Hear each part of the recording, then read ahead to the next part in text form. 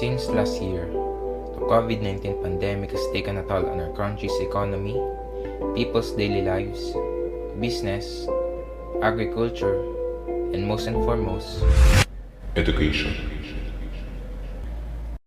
Mga bata, wag muna. Yung opening ng classes, that's a very... I will not allow the opening of classes na dikit-dikit yung mga bata. No? Bahala na hindi na makatapos. For this generation, wala na matapos na doktor pati engineer.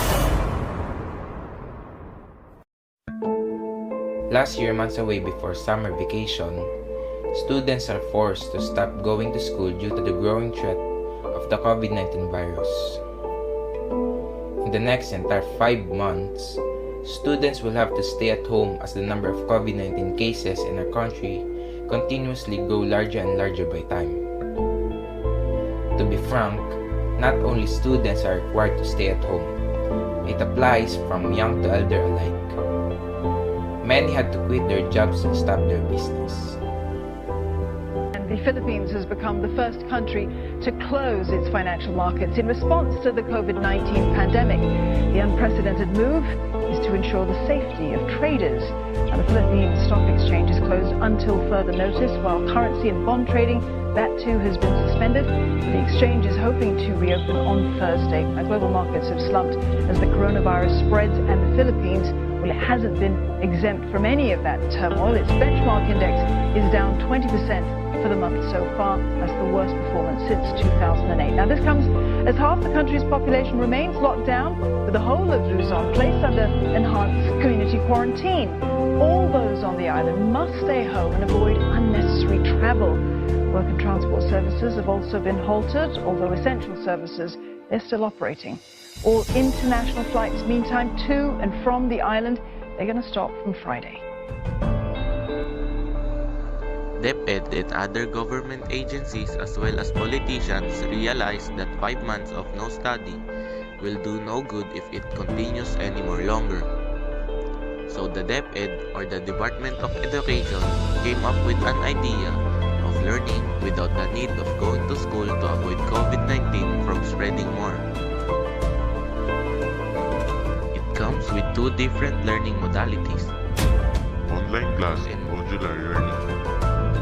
online class is where students have to attend an online video conference using specific platforms like Google Meet or Zoom. Meanwhile, modular learning is a type of learning that students receive printouts from their school for them to read and answer. It is them submitted to the nearest school or outpost for the school staffs to pick it up. It may sound like a good and a clever way for students to learn and all, but of course, this way of learning has its own Downsides. You see, online learning obviously requires one student to have an internet connection to participate and attend classes. Knowingly, Philippines have a very slow internet connection, ranking 110th by November of 2020 and 86th by 2021. Another thing, Philippines is a developing country, so see to it that not every family or household can afford an internet connection or a Wi-Fi. In the case of modular learning, students have to go outside or their guardian in order to receive or submit the printouts. Certainly, the printouts had been touched by others. Possibly, the people on schools where you receive and submit modules have a contact to a person that is Possible COVID positive. meaning to say, contact will be inevitable. In conclusion, students will find it hard to adjust to this new modality of learning, and they will also encounter problems or issues at some point while they're studying. So let us all pray and cooperate so that we can defeat COVID-19 and come back to our normal lives.